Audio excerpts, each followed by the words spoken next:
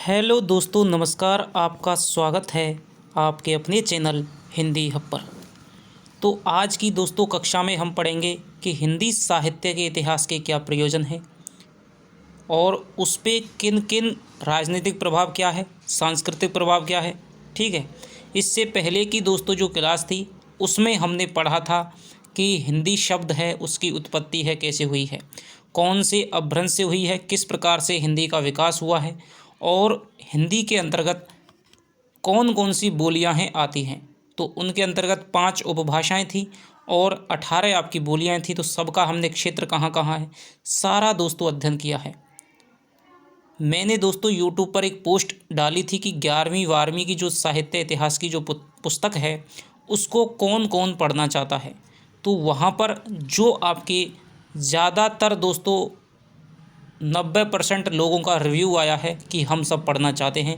तो इसीलिए दोस्तों इस पुस्तक को हम लगातार दोस्तों आपको प्रतिदिन इसकी कक्षाएं आपको मिलती रहेंगी।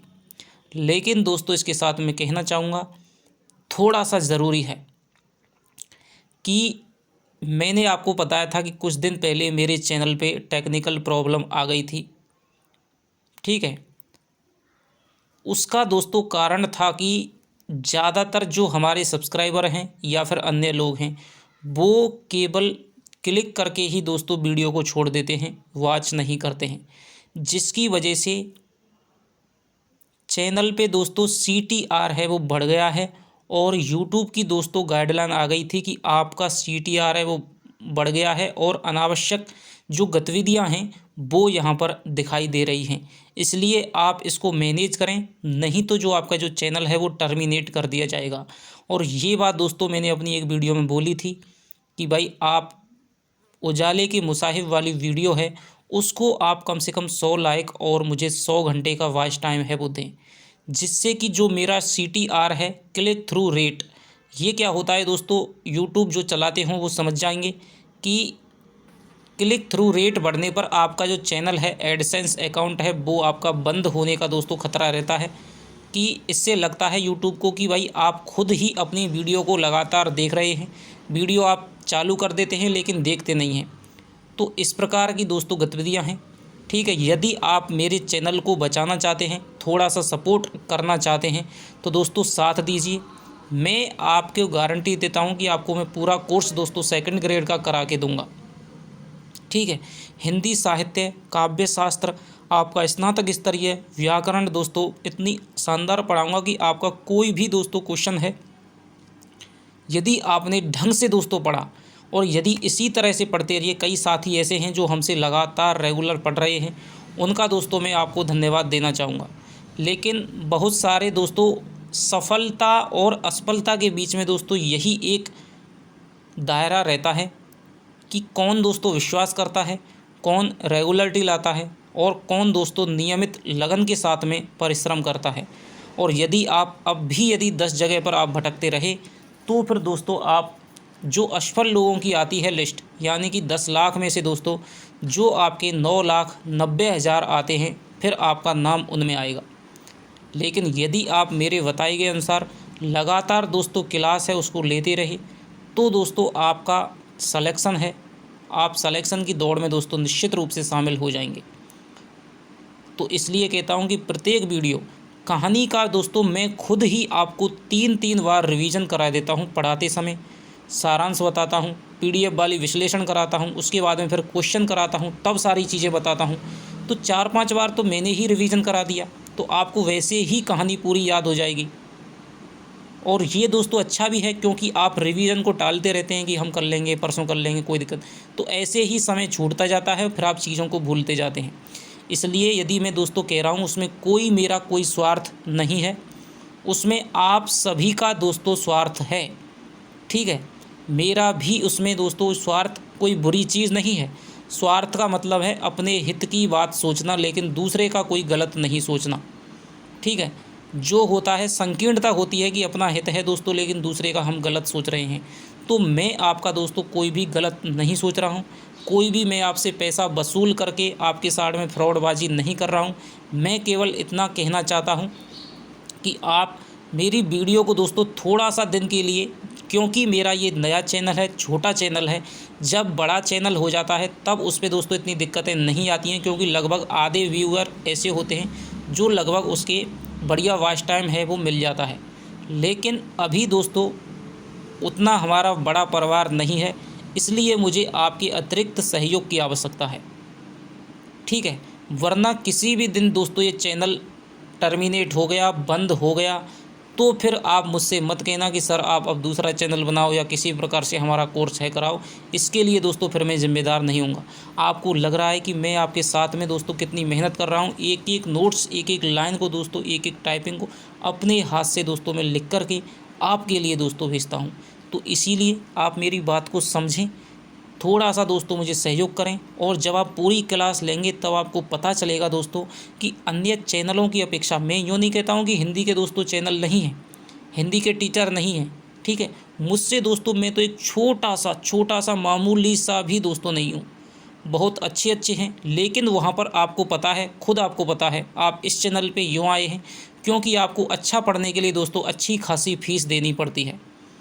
लेकिन यहाँ पर दोस्तों आपको मैं सारा कुछ दोस्तों फ्री पढ़ा रहा हूँ, क्योंकि मुझे हिंदी से दोस्तों प्रेम है और मैं स्वयं चाहता हूँ कि हिंदी पढ़ने के लिए आपको कहीं पर भी फीस नहीं देनी पड़े।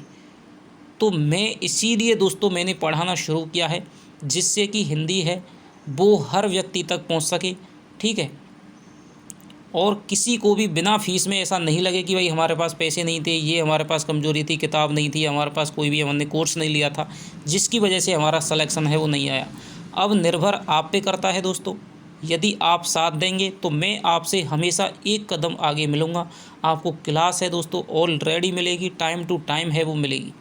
तो इस बात का आप ध्यान रखिए। यदि आप दोस्तों हिंदी हब को बरकरार रखना चाहते हैं, चैनल को बचाना चाहते हैं, ठीक है, और अपनी तैयारी है उसको दोस्तों करना चाहते हैं, तो थोड़ा सा दोस्तों साथ दीजिए। जो भी हमारे टेलीग्राम ग्रुप में जुड़े हैं उनसे कहना चाहूँगा कि सभी दोस्त चैनल को सब्सक्राइब कर लें, ठीक है। तो ये बात दोस्तों आप समझ रहे होंगे। और जो दोस्त नहीं जुड़े हैं उनको डिस्क्रिप्शन में लिंक मिल जाएगी, तो वो टेलीग्राम को ज्वाइन कर सकते हैं, जहाँ पर आपको प्रत्येक रचना की PDF है वो प्रदान करती जाती है। तो चलिए आज हम पढ़ते हैं दूसरी क्लास। तो इसमें दोस्तों हिंदी साहित्य के इतिहास का प्रयोजन।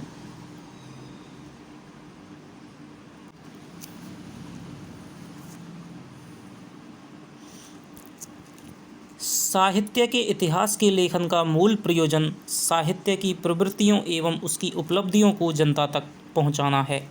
उसके आंतरिक और बाह्य संघर्ष की गाथा को सरल और सुबोध में वर्णित करना है।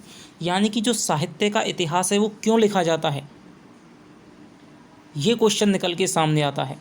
तो साहित्य का इतिहास यूँ लिखा जाता है दोस्तों कि जो साहित्य की जो मूल प्रवृत्तियाँ हैं उसकी क्या क्या उपलब्धियाँ हैं, कि भक्ति काल में किस प्रकार की उपलब्धि, समाज को उसने किस प्रकार से प्रभावित किया, क्या क्या उपलब्धि भक्ति काल में रहीं, आदि काल में रहीं, रीति काल में किस प्रकार की कविता लिखी गई, किस प्रकार के कवि हुए, कौन कौन सी रचनाएं लिखी गईं, उनका साहित्य पर, समाज का साहित्य पर क्या प्रभाव पड़ा, साहित्य का समाज पर क्या प्रभाव पड़ा। तो इन सारी विशेषताओं को जनता तक पहुँचाना है, पाठकों तक पहुँचाना है। साहित्य की प्रेरक शक्तियों के साथ आंतरिक भाव सामंजस्य बिठाना है तथा जीवन को गति प्रदान करने वाले साहित्य की समाज में क्या भूमिका है उसे बतलाना एवं राजनीतिक, सामाजिक, सांस्कृतिक परिस्थितियों का दिग्दर्शन कराना साहित्य इतिहास का प्रयोजन होता है। यानी भक्ति काल के समय में कौन सी राजनीतिक परिस्थितियाँ थी, कौन सी आपकी आर्थिक सामाजिक परिस्थितियाँ थी, कौन सी सांस्कृतिक परिस्थितियाँ थी, इसी प्रकार से रीति काल में कौन कौन से शासक थे, कौन सी राजनीतिक परिस्थितियाँ, किस प्रकार का वातावरण था, इसको भी दोस्तों, और उस वातावरण में किस प्रकार के कवियों ने किस प्रकार की रचनाएं लिखीं, इन सभी चीज़ों को हमारे सामने लाना, उनका दिग्दर्शन कराना और पाठकों तक पहुंचाना ही दोस्तों साहित्य इतिहास का लक्ष्य है। इतिहास शब्द है वो इति और हास शब्द से दोस्तों बना है, जिसका अर्थ है ऐसा ही था। तो ये आपके लिए दोस्तों यहाँ पर मोस्ट आपके लिए क्वेश्चन बन जाता है। और ये दोस्तों इतिहास का प्रयोजन क्या है, जब आप हिंदी साहित्य की क्लास लेंगे, ठीक है, वहाँ पर मैंने विस्तार से दोस्तों सारे के सारे आपको करा रखे हैं। हिंदी शब्द की व्युत्पत्ति, इतिहास शब्द की व्युत्पत्ति, साहित्य शब्द की व्युत्पत्ति, इतिहास लेखन के स्रोत क्या क्या हैं, इतिहास के प्रयोजन क्या क्या हैं, विभिन्न विद्वानों की परिभाषाएं, सारा का सारा दोस्तों आपको बहुत विस्तार से मिलेगा। आप ऐसा करें कि एक क्लास आप ये लें और एक क्लास फिर आप साहित्य की लें। ठीक है, यहाँ से पढ़ने के बाद आपको समझ में आ जाएगी पूरी चीज़, उसके बाद आप वहाँ से जल्दी क्लास लेकर के आप लिख सकते हैं। इतिहास शब्द है वो इति और हास शब्द से मिलकर के बना है, जिसका अर्थ है ऐसा ही था। यदि साहित्य के इतिहास को साहित्यिक दिग्दर्शन कहा जाए तो अनुचित नहीं होगा।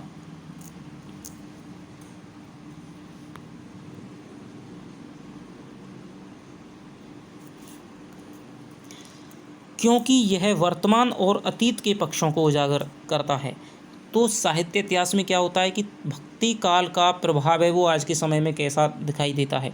तो वर्तमान का भी और अच्छा साहित्य इतिहास वही है जो तत्कालीन परिस्थितियों का वर्तमान के संदर्भ में विवेचन और विश्लेषण करता है। और हिंदी साहित्य के इतिहास में हिंदी का मूल उद्गम और उसके क्रमिक विकास को समझाता है। यानी कि हिंदी का विकास है वो कैसे हुआ है और उसका उद्गम है वो किस प्रकार से हुआ है। तो ये हमने शुरुआत में पढ़ा था कि जो हिंदी का उद्गम है वो आपके अपभ्रंश के उत्तरवर्ती अवस्था में हुआ है। सबसे पहले जो सिद्धों की भाषा थी उसमें हमें हिंदी के जो प्रारंभिक स्वरूप की झांकी है वो देखने को मिलती है। इसके अलावा अपभ्रंश के उत्तरवर्ती रूप को भोला शंकर तिवारी ने अबहट्ट कह करके पुकारा है। चंद्रधर शर्मा गुलेरी ने आपके पुरानी हिंदी कह करके पुकारा है, जिसका समर्थन आचार्य रामचंद्र शुक्ल ने भी किया है। तो इस प्रकार दोस्तों फिर आपके अपभ्रंश आगे जैसे शौरसेनी अपभ्रंश, ठीक है, आपकी मागधी अर्धमागधी। तो शौरसेनी अपभ्रंश से आपकी हिंदी हो गई खड़ी बोली हिंदी, पश्चिमी हिंदी की एक उपबोली है। ठीक है, तो इस प्रकार है वो हिंदी का विकास होता है। साहित्य का इतिहास अपने विकास क्रम का अध्ययन करता है और समाज का ध्यान केंद्रित करता है। तो ये दोस्तों इस प्रकार की जो लाइनें हैं वो मैंने हिंदी साहित्य की कक्षाओं में एक एक लाइन आपको लिखा रखी है। साहित्य का कालक्रम, नामकरण और उसमें योगदान देने वाले कवि लेखकों का सहयोग व तत्कालीन परिस्थितियों का अध्ययन करता है जो समाज के लिए अति आवश्यक हैं। यानी प्रत्येक कवि ने साहित्य में अपना क्या क्या योगदान दिया है तो इसका भी दोस्तों अध्ययन करता है, क्योंकि उसके द्वारा विकास क्रम के सोपानों और स्तरों को आसानी से समझ सकते हैं। तत्कालीन कवियों की काव्य कला व भाषा शिल्प से परिचय होता है जो आगामी पीढ़ी के लिए प्रेरणादायक है। अतः साहित्य का इतिहास कवि एवं लेखकों की काल संबंधी विवेचना करते हुए उनकी कृतियों का भी विश्लेषण करता है। तो सबसे पहले जो दोस्तों साहित्य इतिहास लिखा गया, मैंने आपको बताया कि ताशी का इतिहास था। गार्सन ताशी ने फ्रेंच भाषा में लिखा था। द इस्तवार द लिटरेचर एंदुई हिंदुस्तानी। उसमें काल विभाजन का कोई भी प्रयास नहीं था, उसमें तत्कालीन परिस्थितियों का प्रवृत्तियों का दोस्तों कोई भी विवेचन विश्लेषण नहीं था। शिव सिंह सेंगर का भी नहीं था। ग्रियर्सन ने काल विभाजन तो किया था लेकिन उसमें भी कोई इतना अच्छा खासा विश्लेषण नहीं था। मिश्र बंधुओं के बाद में सबसे पहले आचार्य रामचंद्र शुक्ल ने तत्कालीन कवियों की जो विशेषताएं थीं, उनके काव्य की जो विशेषताएं थीं, उनका वर्तमान के संदर्भ में विस्तृत विवेचन और वैज्ञानिक विश्लेषण है वो प्रदान किया था और विधेयवादी पद्धति की शुरुआत की थी। तो सबसे अच्छे इतिहास ग्रंथ में ये चीज़ें होना आवश्यक है। अतः साहित्य के इतिहास का मूल प्रयोजन विगत युगों की साहित्यिक प्रवृत्तियों का दिग्दर्शन कराना है, क्योंकि साहित्य का इतिहास मानव की चित्तवृत्तियों का चित्रण तथा समसामयिक प्रवेश का विवरण प्रस्तुत करता है। यानी कि उस समय के मनुष्य की क्या क्या चित्तवृत्ति थी, ठीक है, क्या क्या उसकी आकांक्षाएं थीं, किस प्रकार की उसकी रहन सहन था, जीवन शैली, साहित्य के प्रति या काव्य के प्रति उसकी क्या चेतना थी, क्या अभिलाषाएं थीं। इसके अलावा उस समय का वातावरण है वो कैसा था, इसका जो विवरण है वो आपका साहित्य का इतिहास करता है। जिस प्रकार समाज साहित्य को प्रभावित करता है ठीक उसी प्रकार साहित्य भी समाज को प्रभावित करता है। अब आप कहेंगे कि भाई साहित्य है, समाज है वो साहित्य को कैसे प्रभावित करता है।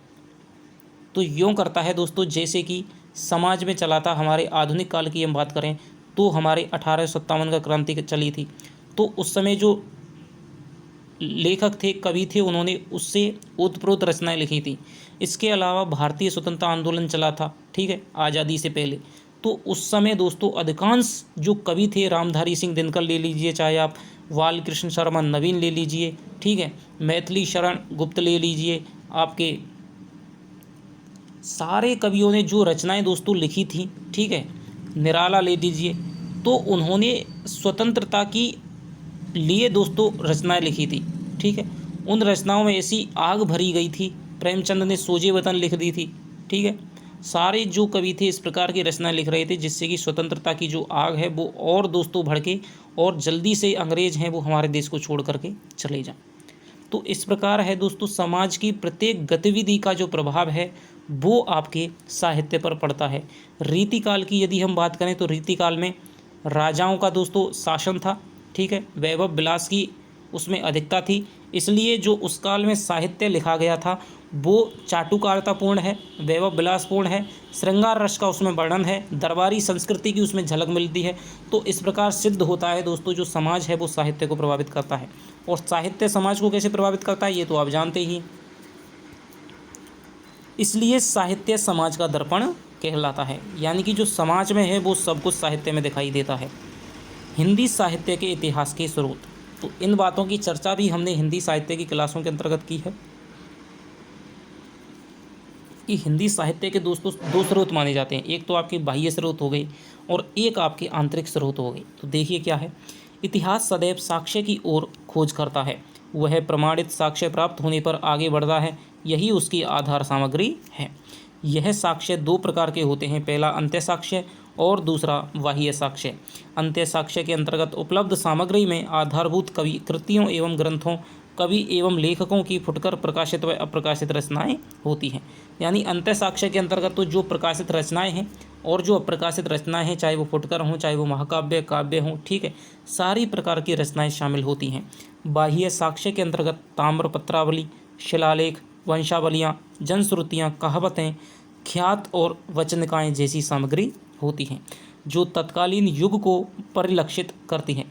आप राजस्थान का जब इतिहास पढ़ते हैं तो नेड़सीरी ख्यात हो गई, ठीक है, राठौड़ारी ख्यात हो गई, विभिन्न प्रकार की ख्यात मिलती हैं। जनश्रुतियाँ जो लोक परंपरा में विद्वान हैं चली आ रही हैं।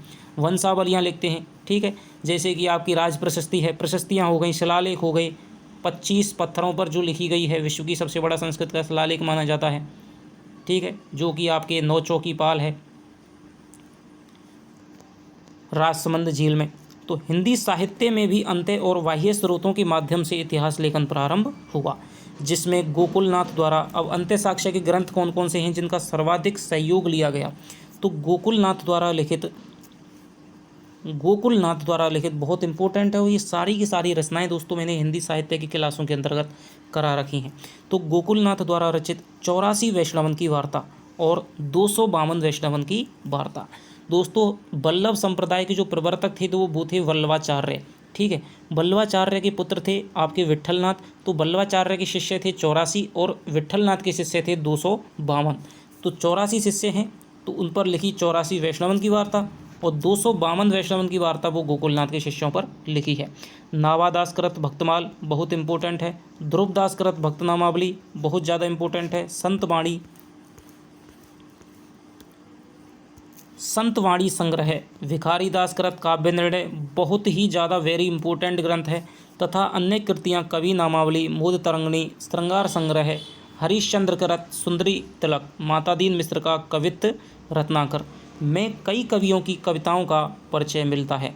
तो जो सारे दोस्तों, इनके अलावा भी बहुत सारे अंत्य साक्ष्य के स्रोत हैं, ठीक है, जैसे वियोगी हरि है, आपके कविता कौमुदी है, राम नरेश त्रिपाठी की है, इसके अलावा फिर आपके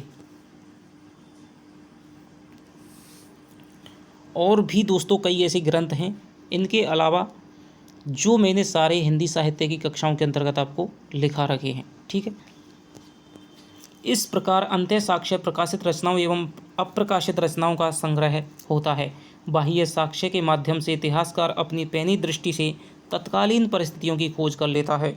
कर्नल तोड़ द्वारा लिखा गया राजस्थान का इतिहास में चारण कवियों तथा काशी नागरी प्रचारणी सभा की खोज रिपोर्ट में अज्ञात कवियों एवं लेखकों का परिचय मिलता है।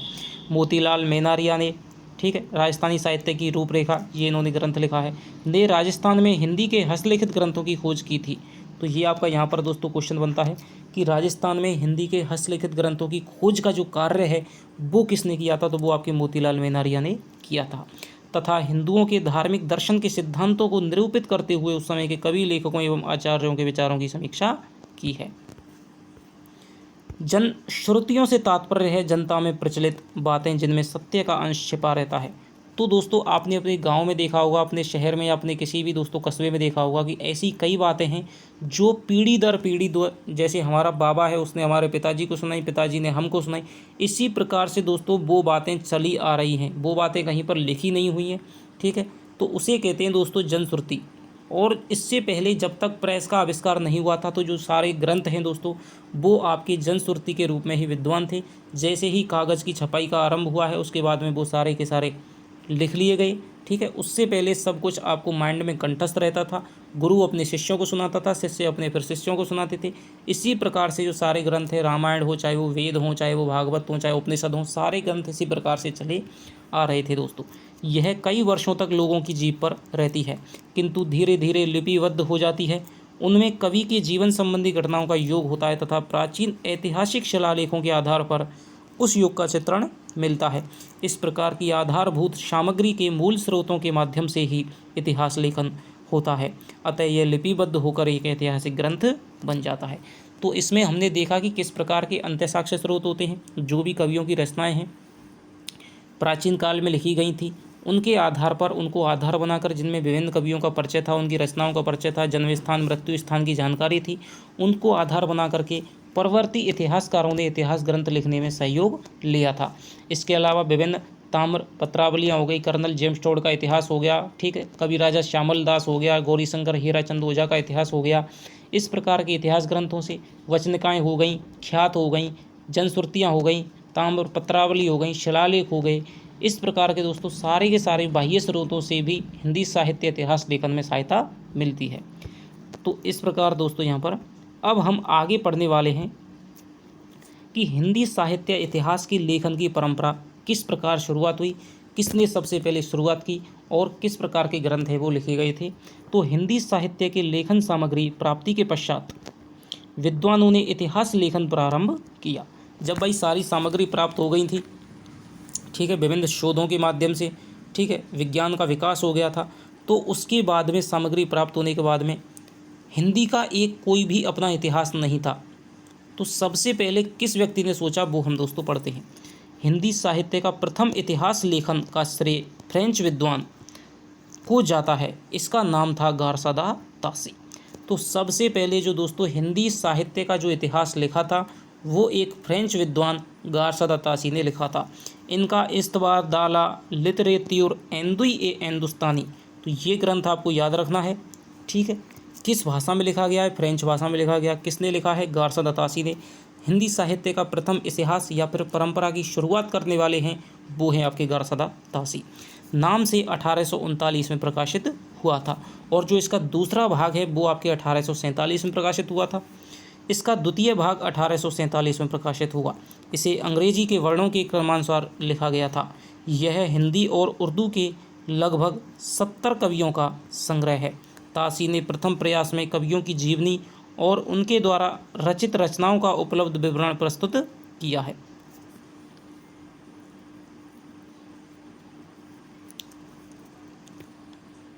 यहाँ पर दोस्तों केवल आपके वर्णानुक्रम पद्धति को अपनाया है।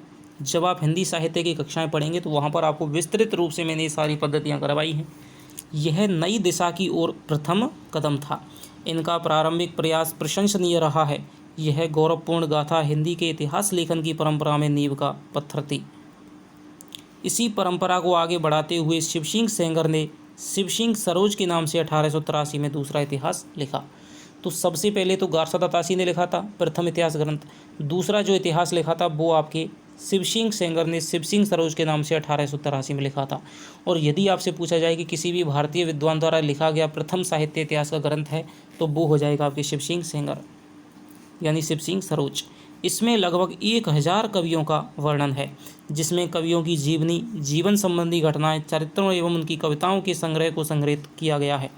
हिंदी इतिहास लेखन का तीसरा प्रयास डॉक्टर जॉर्ज ग्रियर्सन ने the modern vernacular literature of Hindustan के नाम से किया।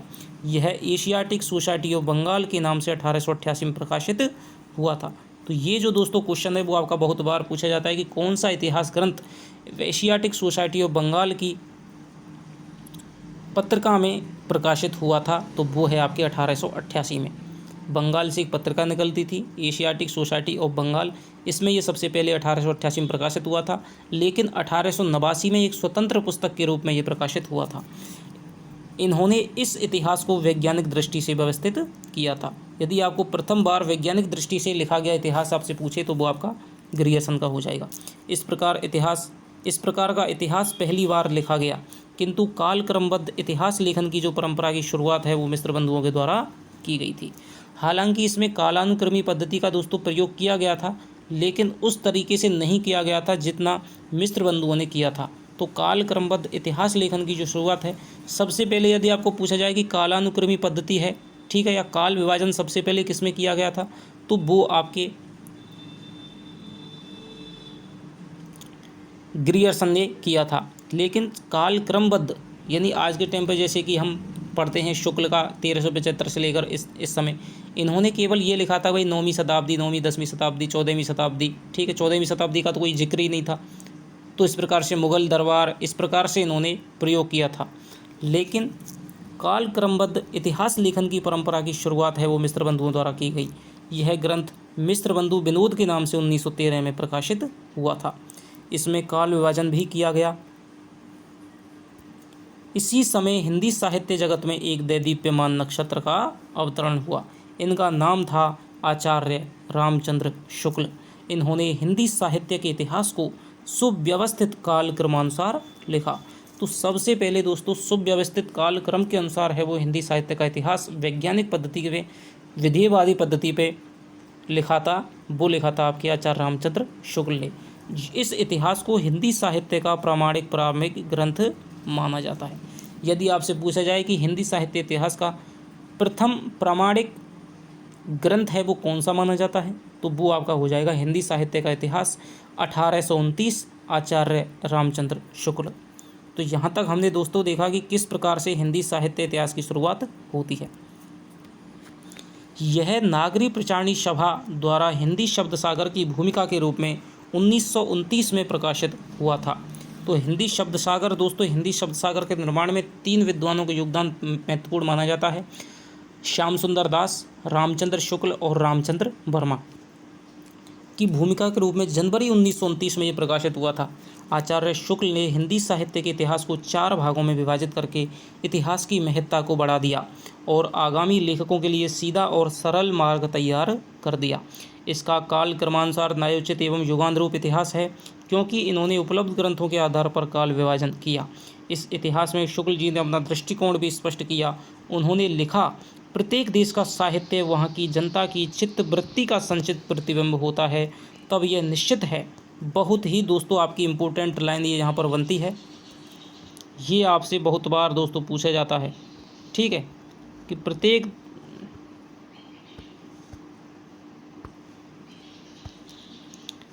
जो प्रत्येक देश का साहित्य है, ये आपकी शुक्ल की दोस्तों साहित्य की परिभाषा है, ठीक है, कि प्रत्येक देश का साहित्य, आपको एक शब्द याद रखना है कि चित्त वृत्ति का संचित प्रतिबिंब है वो साहित्य को किसने कहा है, तो आचार्य रामचंद्र शुक्ल ने कहा है।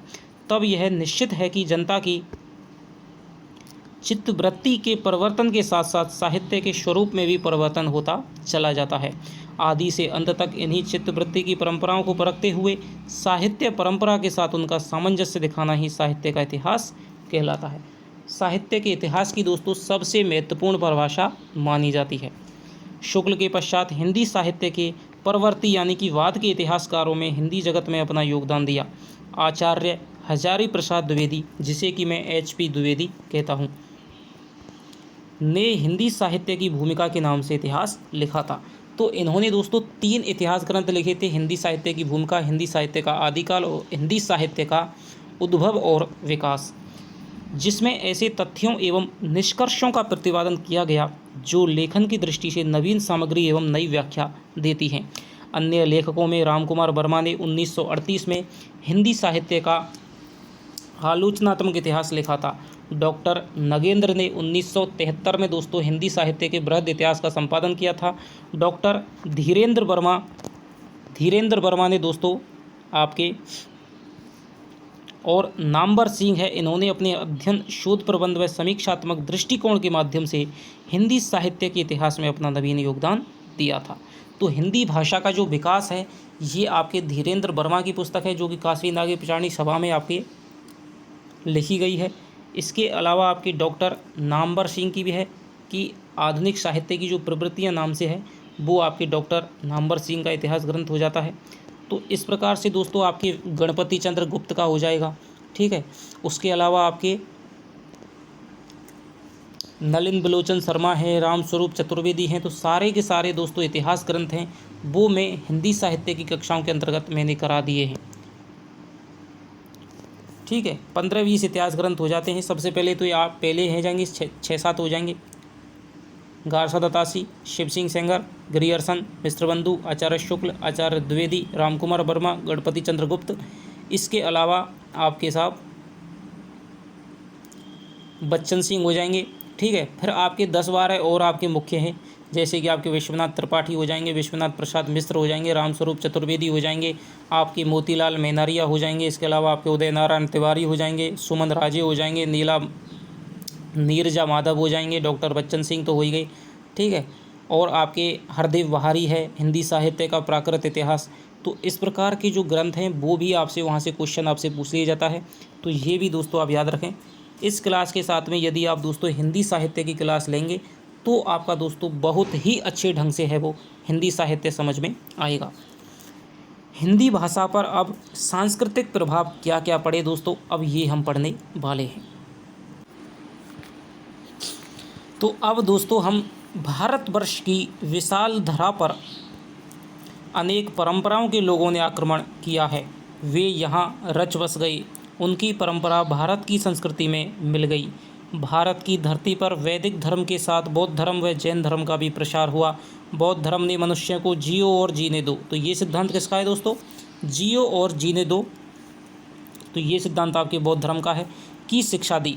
जैन धर्म ने इसी सिद्धांत को अहिंसा के नाम से अपनाया, किंतु वैदिक धर्म नष्ट नहीं हुआ।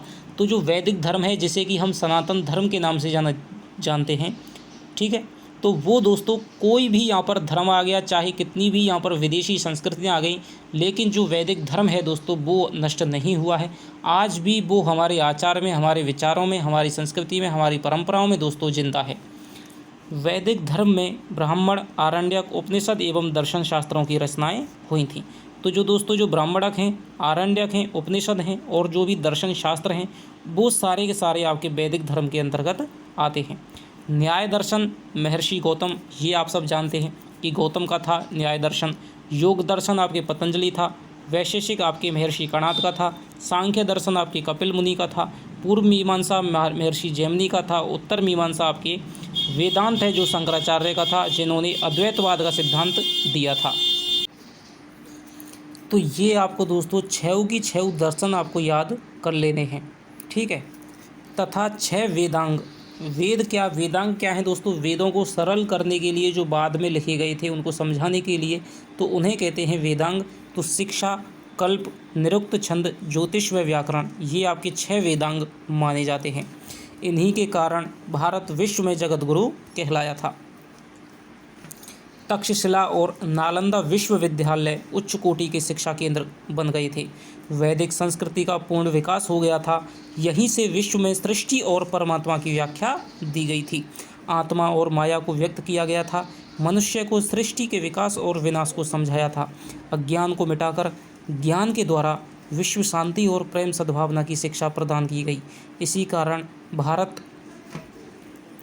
कारण भारत का अस्तित्व आज भी अमिट है। संस्कृत के आचार्यों ने संतों, सिद्धाचार्यों, जैनाचार्यों तथा नाथ समुदाय के योगियों द्वारा जनमानस में चेतना का नवीन संचार किया गया। चित्तवृत्तियों का सात्विक प्रवृत्तियों की ओर मार्गदर्शन किया। इनका प्रमुख श्रेय भारतीय वैदिक साहित्य में ऋग्वेद को जाता है। ऋग्वेद को आपके सबसे प्राचीन वेद है वो माना जाता है।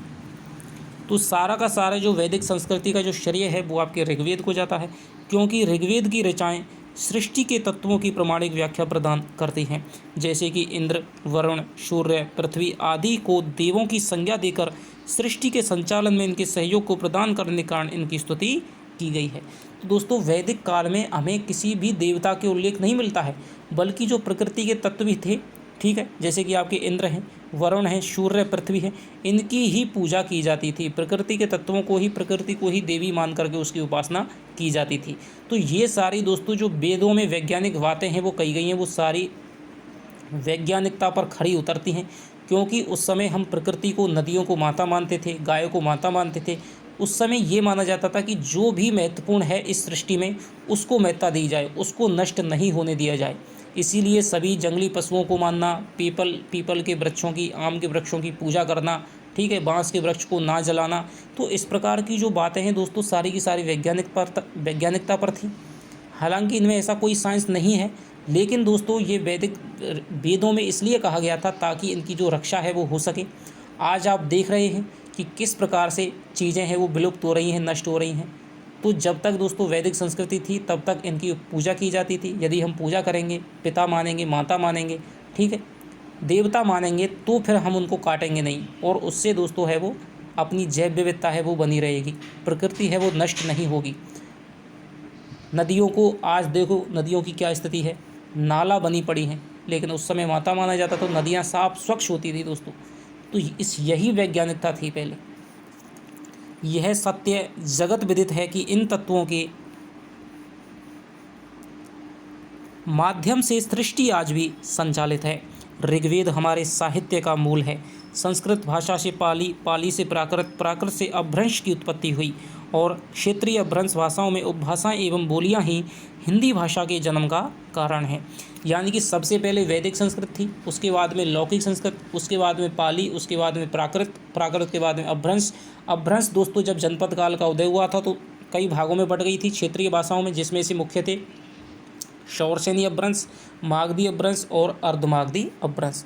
इसी से दोस्तों आपकी हिंदी भाषा की शौरसेनी से खड़ी बोली हिंदी की, पूर्वी हिंदी है उसकी मागधी से हुई थी, और जो बीच में है जो बुंदेलखंड और झांसी वगैरह का जो क्षेत्र है बघेलखंड का, वहाँ पर आपके अर्धमागधी अपभ्रंश से जो बोलियाँ हैं वो उत्पत्ति हुई थी। इस हिंदी साहित्य पर वैदिक कालीन संस्कृत के शब्दों की अमिट छाप है, जैसे वाल्मीकि, वेदव्यास, अश्वघोष का सुंदरानंद, जिसपे कि आपके सेकंड ग्रेड में जो आपका मोहन राकेश का नाटक है लहरों के राजहंस, वो दोस्तों उसकी कथा का आधार क्या है, अश्वघोष के द्वारा रचित सौंदर नंद जो महाकाव्य है वो इसकी कथा का आधार है। कालिदास के ग्रंथ आप जानते ही हैं, वाणभट्ट, दंडी, बहमे, भारवी, भभूति, विश्वनाथ, जयदेव, माघ एवं कल्लहड़, जिसकी की राजतरंगड़ी है, जिसमें कश्मीर के राजाओं की वंशावलियाँ हैं वो प्रकट होती हैं, आदि कवियों ने तथा अपभ्रंश साहित्य के अनेक आचार्यों के काव्यों ने हिंदी भाषा को प्रभावित किया। अब्दुल रहमान, जो कि हजारी प्रसाद द्विवेदी ने हिंदी का पहला कवि माना है अब्दुल रहमान को, ये पहले मुसलमान कवि माने जाते हैं। इनकी रचना है संदेश रासक। ज्वेंदुकृत, परमात्म प्रकाश, धनपाल 10वीं शताब्दी है, भविष्यत कहा। पुष्यदंत, जो कि आपके शिव सिंह सेंगर ने पुष्य या पुष्पदंत को, पुंड कवि को आपकी हिंदी का पहला कवि माना है, तो इनकी रचना है जसहर चर्यू। स्वयंभू है, ये दोस्तों अपभ्रंश के कवि हैं। स्वयंभू को राम कुमार वर्मा ने हिंदी का पहला कवि माना है, तो स्वयंभू कृत पौमचर्यू ये इनकी रामायण है। मुनि राम सिंह कृत पाहुड़ दोहा। हेमचंद्र का शब्दानुशासन अपभ्रंश भाषा का दोस्तों सबसे पहला व्याकरण का ग्रंथ है हेम शब्दानुशासन। जैसी कृतियों का हिंदी साहित्य में अमूल्य योगदान है। ये दोस्तों कृतियाँ हैं वो हिंदी की नहीं हैं, हिंदी से पहले की हैं, लेकिन इन कृतियों का भी हिंदी साहित्य के अंतर्गत अपना महत्वपूर्ण योगदान माना जाता है।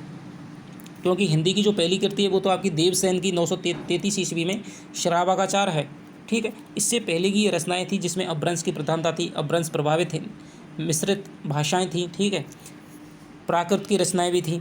तो ये आपको याद रखनी है दोस्तों, यहाँ से आपकी कई बार रचनाएँ पूछ ली जाती हैं, बहुत ही सारी की सारी ये सारी इंपॉर्टेंट है, और सारी दोस्तों रचनाएँ हैं वो आप हिंदी साहित्य की कक्षाओं के अंतर्गत मैं आपको लिखा दूंगा। इस किताब की एक एक लाइन दोस्तों मैंने वहाँ पर कक्षा में आपको मिल जाएगी।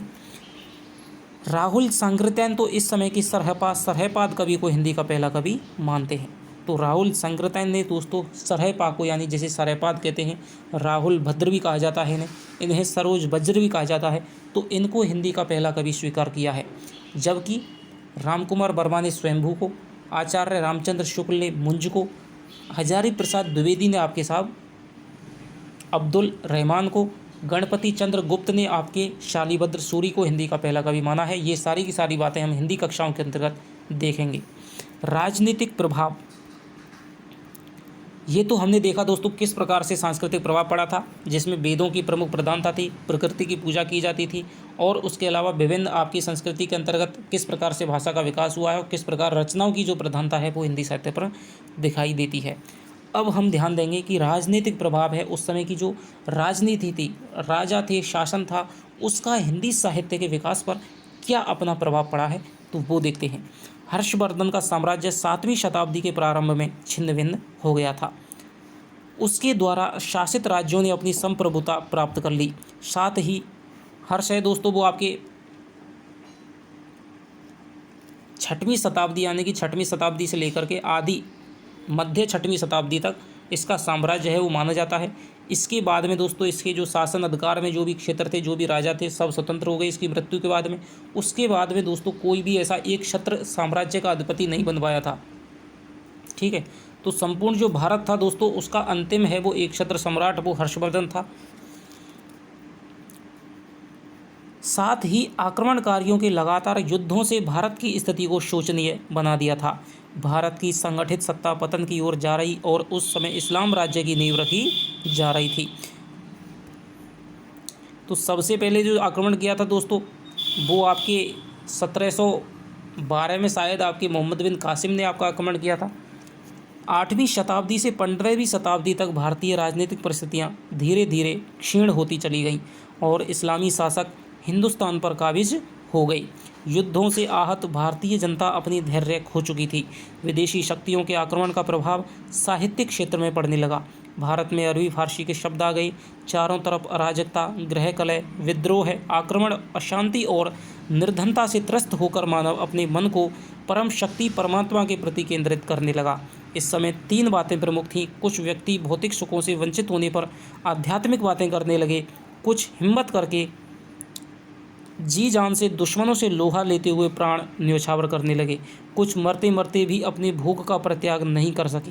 तो इसका दोस्तों मतलब क्या है कि जैसे ही इस्लामी आक्रमण हुए थे, विभिन्न आक्रमणकर्ताओं के जब आक्रमण भारत में हुए थे, तो उस समय है भारत में दोस्तों मुस्लिम संस्कृति है, इस्लामिक संस्कृति है, उसका प्रसार हुआ था। उनकी जो भाषा है अरबी फारसी, उनके दोस्तों शब्द हैं वो हिंदी में मिले थे। इसके अलावा उस समय की जो जनता थी वो निराश हताश हो चुकी थी। जैसे कि हमें यदि कोई डर लग रहा है, मान लीजिए अंधेरी रात में जा रहे हैं, तो उस समय हम राम राम जपने लगते हैं, ईश्वर का नाम लेने लगते हैं, हनुमान चालीसा गाने लगते हैं। तो उसी प्रकार है दोस्तों यहाँ पर आक्रमण होते थे, तो उनके खौफ से दोस्तों बचने के लिए जो जनता है, कुछ लोग तो ईश्वर की तरफ मुड़ गए थे, कुछ लोग हैं वो युद्ध में दोस्तों जो शासी थे, क्षत्रिय थे, ठीक है, वो युद्ध में अपना प्राण गंवा करके चले जाते थे, और कुछ हैं दोस्तों अपने भोग विलास में ही गुलामी स्वीकार कर लेते थे। इस युग में विचित्र परिस्थितियां उत्पन्न हो गईं। इन परिस्थितियों के बीच चौथी पंक्ति उन लोगों की थी जिन्होंने अपने शौर्य और बुद्धि के बल पर धैर्य को बचाए रखा, ईश्वर की लोक कल्याणकारी सत्ता पर अपना विश्वास जगाए रखा। ऐसे वीर धरती के लिए गौरव बन रहे थे। उन्हीं गौरवपूर्ण गाथा का उदय रासु साहित्य से हुआ, जिसमें आश्रयदाता राजाओं की प्रशंसा, उनका अत्युक्तिपूर्ण वर्णन, शौर्य, वीरता एवं पराक्रम को दर्शाया जा रहा था। राजनीति एक अजीब मोड़ ले रही थी। विदेशी आक्रमणकारियों ने भारत को बुरी तरह नष्ट कर दिया था। जन धन की हानि के साथ भारतीय निराशा के सागर में डूब रहे थे। तो ये दोस्तों आपके हिंदी साहित्य की जो भूमिका है, हिंदी साहित्य की जो पीठिका है, वो काशी नागरी प्रचारणी सभा का दोस्तों पहला खंड है, और उसका जो संपादन किया है वो आपके राजवली पांडे ने किया है। तो ये उसकी शुरुआत की दोस्तों ये आपकी राजनीतिक परिस्थितियाँ थी। आर्यवर्त की समृद्धि, खुशहाली, शक्ति के इससे आसपास के सीमावर्ती प्रदेश खुश नहीं थे। उनके मन मस्तिष्क में सदैव आर्यावर्त की खुशी छीनने की योजना बनती रहती थी। यह सोने की चिड़िया कहलाने वाला देश विदेशियों की आंखों की किरकिरी बना हुआ था। यहाँ यवन, आभीर, हूण, कुषाण, मुसलमान आदि जातियाँ आई। भारत के अद्भुत शौर्य के आगे यवन पराजित हुए थे, किंतु लगातार युद्धों के कारण 10वीं शताब्दी तक विदेशी जातियों ने अपना आधिपत्य जमा लिया था।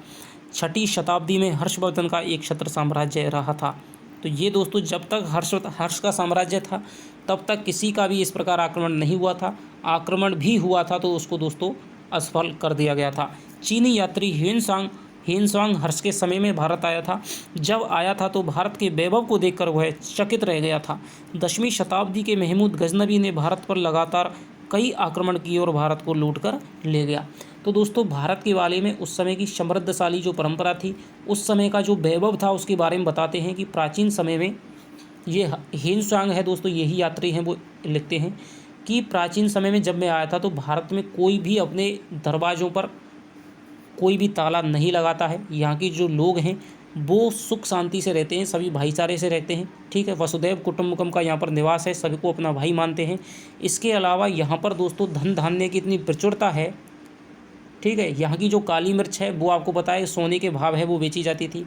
और ये ह्वेनसांग कहता है कि यहाँ के जो लोग हैं वो इतने धनी हैं, यहाँ पर सोना इतना अधिक है कि सोने को वो गिन के नहीं रखते हैं, सोने के जो सिक्के हैं उनको गिन के नहीं बल्कि उनको तौल करके रखते हैं। ठीक है, कि 1 किलो 2 किलो सोना है, इस प्रकार से सोने को तौल करके दोस्तों रखा जाता था, गिन नहीं सकते थे उस सोने को, इसीलिए भारत को सोने की चिड़िया कहा जाता था। अब आप कहेंगे सोना तो भारत में उत्पादन नहीं होता है, तो दोस्तों सबसे पहले मसालों का है वो भारत में था।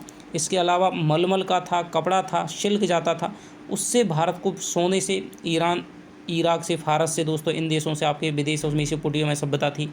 ठीक है, मिस्र की सभ्यता थी, वहाँ से आपको हमारे यहाँ पर सोने का है वो आयात होता था। तो इससे भारत में दोस्तों सोने की इतनी प्रचुरता हो गई थी कि अथाह सोना भरा था।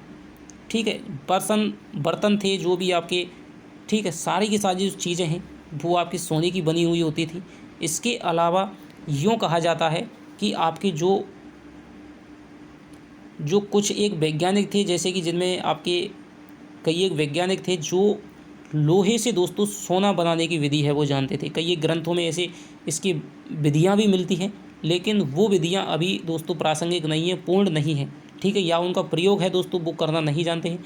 ठीक है, तो उससे दोस्तों लोहे को वो सोना बना देते थे, तभी तो दोस्तों भारत है इतना सोना दोस्तों यहाँ से लूटा गया है कि आप कल्पना भी नहीं कर सकते हैं। जितना आज लोहा नहीं निकलता है उससे ज़्यादा यहाँ पर सोना था दोस्तों। जब आप सोचिए कि चीनी यात्री है जो खुद लिख रहा है अपने ग्रंथ में कि यहाँ पर जो लोग हैं वो सोने की गिन्नियों को गिन करके नहीं बल्कि तौल करके रखते थे, तो इसीलिए भारत को सोने की चिड़िया कहा जाता था। गजनबी के बाद भारत में शहाबुद्दीन मोहम्मद गौरी का आक्रमण हुआ था। तब पृथ्वीराज चौहान और शहाबुद्दीन मोहम्मद गौरी का तराइन का 1191 का पहला युद्ध हुआ था, जिसमें कि चौहान है वो विजयी हुआ था, जिसमें गौरी पराजित हुआ। किंतु दूसरे ही वर्ष 1192 में शहाबुद्दीन गौरी तराइन के मैदान में फिर आ डटा। यह भारत के लिए निर्णायक युद्ध हुआ था। तो दोस्तों पृथ्वीराज चौहान की इसमें हार के कारण थे कुछ। ठीक है, सबसे पहले तो उन्होंने उसका जो विश्वसनीय उनका सामंत था, जो मंत्री था, ठीक है, जैसे कि आपके जो कैमास है, कैमास वध प्रसंग आता है आपके, जो कि चंद्रवरदाई ने लिखी है पृथ्वीराज रासो, उसमें प्रसंग है कैमास वध। तो कैमास का इन्होंने वध करवा दिया था। इसके अलावा आपके इनकी जो भूल थी, मोहम्मद गौरी को इन्होंने जिंदा छोड़ दिया। नहीं तो दोस्तों आज का जो भारत का इतिहास है वो शायद ही कुछ और होता, और इतने समय की हमें जो गुलामी है वो नहीं झेलनी पड़ती।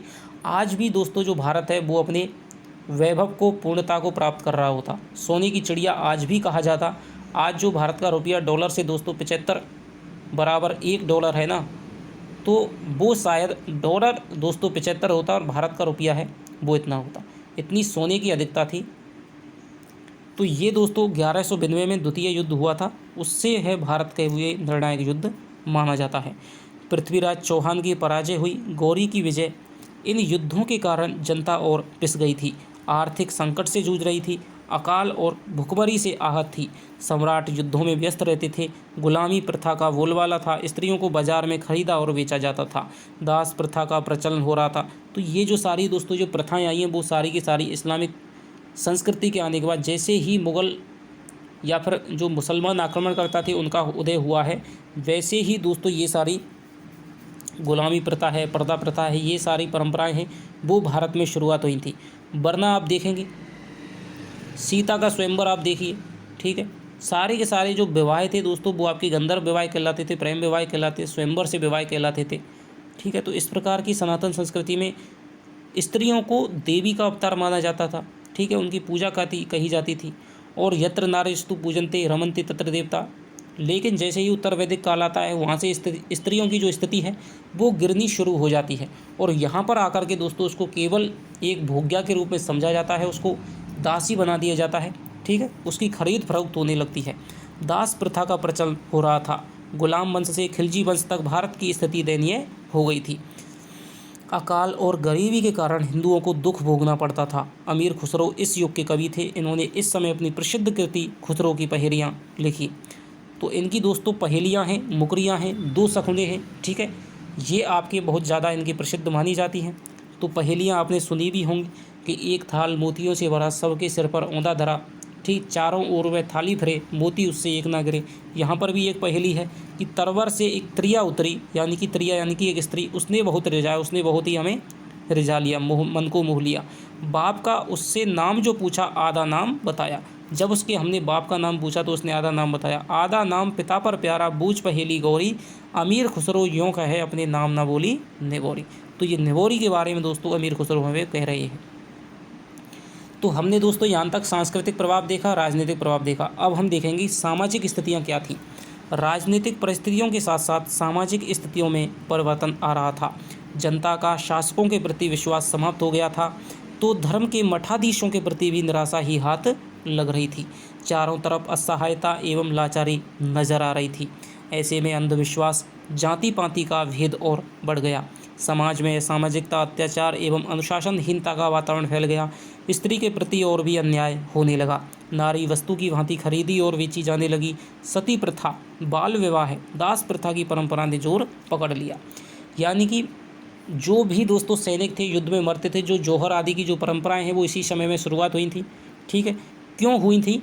क्यों? इसका कारण था कि जो भी युद्धों में दोस्तों जीत जाता था, इस्लामिक आक्रमण करता थे, ठीक है, जो भी गुलाम वंश या किसी भी वंश के थे जिनका शासन था दोस्तों, मुगल थे, तो वो युद्धों में जीतने के बाद में स्त्रियों के साथ में दोस्तों बलात्कार आदि की घटनाएं करते थे। इसीलिए सती प्रथा वगैरह जौहर की घटनाएं वो शुरू हुई थी। अलाउद्दीन खिलजी के समय दोस्तों जो है आपकी पद्मावती है, उसने जौहर किया था। 1600 स्त्रियों के साथ में सबसे बड़ा जौहर माना जाता है। तो अपनी सतीत्व की रक्षा के लिए, अपने अभिमान के लिए, अपने गौरव की रक्षा के लिए ही जौहर करती थी। इसके बाद में बाल विवाह प्रथा, ठीक है, छोटी छोटी बच्चियों को उठा ले जाते थे, उनसे शादी कर लेते थे, उनका शोषण करते थे, बलात्कार आदि घटना उनसे भी होती थी। तो इसीलिए जो बच्चियां थी उनका दोस्तों बचपन में ही विवाह कर दिया जाता। जैसे ही जन्म ली उसके 4-5 वर्ष बाद में ही उनका विवाह कर दिया जाता था। 9-10 साल की आयु में उनको अपने ससुराल भेज दिया जाता था।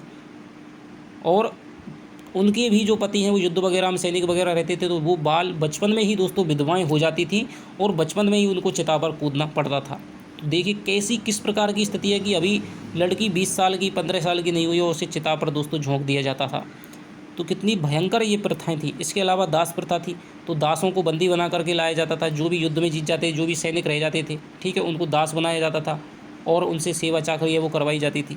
तो इस प्रकार की परंपराएं हैं वो बहुत ज़्यादा बढ़ गई थी।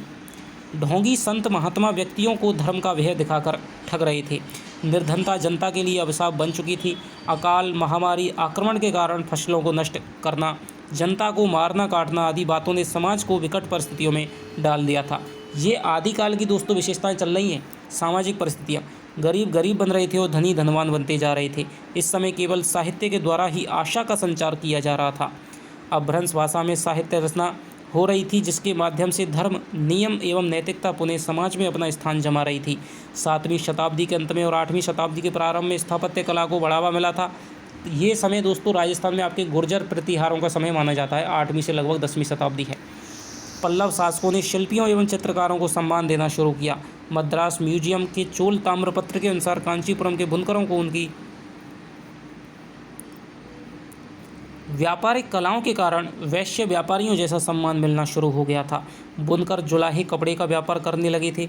दक्षिण में वैष्णव आलवार संतों के उच्च वर्ण एवं निम्न वर्ण के संत आपस में मिलजुल कर रह रहे थे और समाज में सामाजिक सद्भावना का संदेश दे रहे थे। यानी कि इस समय दोस्तों दक्षिण में है वो भक्ति की उत्पत्ति हो गई थी। वैष्णव भक्त थे, आलवार भक्त थे, तो उनमें भी उच्च जातियों के थे, निम्न जातियों के, तो वो भी भक्ति का प्रचार कर रहे थे और छुआछूत इत्यादि जो समाज की जो विसंगतियां थी उनको मिटाने का प्रयास कर रहे थे। निम्न वर्ग है सामाजिक मर्यादा की दृष्टि से ऊपर उठने के लिए एक नया मार्ग ढूंढने में प्रवृत्त हो रहा था। इसी समुदाय के कांचीपुर नामक एक संत बहुत प्रतिष्ठित हो रहे थे। समाज में रामानुजाचार्य के विशिष्टाद्वैत तो रामानुजाचार्य ने दोस्तों विशिष्टाद्वैत दर्शन का है वो प्रतिपादन किया है और इसके द्वारा इन्होंने भक्ति की जो है वो आधार पीठिका तैयार की थी। शंकराचार्य के अद्वैतवाद का दर्शन जीवन दर्शन को प्रकट कर रहा था। शंकराचार्य ने जो दर्शन दिया वो है दोस्तों अद्वैतवाद, यानी कि परमात्मा में और आत्मा में कोई भी भेद नहीं है, ठीक है। और रामानुजाचार्य क्या है, विशिष्ट, यानी जो परमात्मा है वो विशिष्ट है और आत्मा और परमात्मा अलग अलग हैं। तो ये बात रामानुज कहते हैं। अद्वैत की शंकराचार्य जगत को मिथ्या परिवर्तनशील मानते हुए और ब्रह्म को सत्या मानते हैं। यानी अद्वैत के जो शंकराचार्य हैं वो जगत तो इनके मिथ्या है, ठीक है, जगत मिथ्या सत्यम ब्रह्म है। तो परिवर्तन अहम ब्रह्मास्मि तत्वमसि, तो ये इनके दोस्तों कुछ महत्वपूर्ण वाक्य हैं जो इस दर्शन के, कि जगत तो मिथ्या है और जो परमात्मा जो ब्रह्म है वो सत्य है। मैं भी ब्रह्म हूँ, आत्मा भी ब्रह्म है और परमात्मा भी ब्रह्म है। ब्रह्म सत्यम जगत मिथ्या, यानी कि जो ब्रह्म है वो सत्य है और जगत है वो मिथ्या है। रामानुजाचार्य की विशिष्टाद्वैत में जगत को शरीर और ब्रह्म को शरीर ही मानते हैं। तो विशिष्टाद्वैत क्या है दोस्तों, इसमें जगत को तो शरीर माना जाता है, यानी कि जो संपूर्ण सृष्टि है वो एक शरीर रूप में है, और जो ब्रह्म है उसको शरीर, यानी कि जो आत्मा है वो ब्रह्म है। रामानुजाचार्य ने शिष्य रामानंद जी ने भक्ति को दक्षिण से उत्तर में लाने का कार्य किया था। तो ये दोस्तों आपकी सबसे महत्वपूर्ण क्वेश्चन आपका बनता है कि दक्षिण से भारत उत्तर में जो भक्ति का प्रसार है वो किसने किया था, दक्षिण से उत्तर में भक्ति को कौन लाया था, तो वो आपके रामानंद जी लाए थे, जिनके 12 शिष्य थे, ठीक है। कबीर थे, धन्ना सेन, पीपा, सुरसुरी, नरहर्यानंद, भावानंद, ठीक है, पीपा वगैरह ये थे। तो ये 12 शिष्य इनके माने जाते हैं। तो यहाँ तक दोस्तों हमने देख लिया कि किस प्रकार से साहित्य के क्या क्या प्रयोजन होते हैं, ठीक है, उसकी क्या परिभाषाएं दी हैं, कौन कौन से इतिहास ग्रंथ हैं, किस प्रकार से उसकी शुरुआत होती है। इसके अलावा साहित्य की जो शुरुआत है उस समय पर सांस्कृतिक परिस्थितियाँ क्या थीं, राजनीतिक परिस्थितियाँ क्या थीं और सामाजिक परिस्थितियाँ क्या थीं, किस तरह से विभिन्न परिस्थितियों ने साहित्य को प्रभावित किया था और उस समय के जनमानस को प्रभावित किया था, किस तरह से हिंदी भाषा को प्रभावित किया था। तो यहाँ तक दोस्तों इस कक्षा में हम यहीं तक पढ़ेंगे। आगे की जो बात है आदिकाल की जो शुरुआत है दोस्तों, ठीक है, उसकी क्या परिस्थितियाँ थी, ठीक है, और उसके कौन कौन से भाग हैं, आपके रास साहित्य, रासो साहित्य, जैन और सिद्ध साहित्य, तो इनको दोस्तों हम अगली कक्षा में पढ़ेंगे। तब तक दोस्तों आपसे कहना चाहूँगा, यदि आपने अभी तक हिंदी हब चैनल को सब्सक्राइब नहीं किया है तो सब्सक्राइब करें और दोस्तों बेल आइकन को दबा लें, जिससे कि प्रत्येक वीडियो का नोटिफिकेशन आपको मिल सके। और यदि आप अभी तक टेलीग्राम ग्रुप से नहीं जुड़े हैं तो दोस्तों डिस्क्रिप्शन में लिंक है, वहाँ से आप जुड़ सकते हैं, जहाँ पर आपको प्रत्येक कक्षा की PDF है वो दोस्तों प्रदान की जाती है। इसके अलावा कई दोस्तों प्रश्न हैं, ठीक है, कई आपके नोट्स वगैरह हैं, वो भी मैं एक महत्वपूर्ण सामग्री आपको भेजता रहता हूँ। तो चलिए आपसे मिलता हूँ अगली कक्षा में, तब तक के लिए दोस्तों बाय बाय, जय हिंद, जय भारत।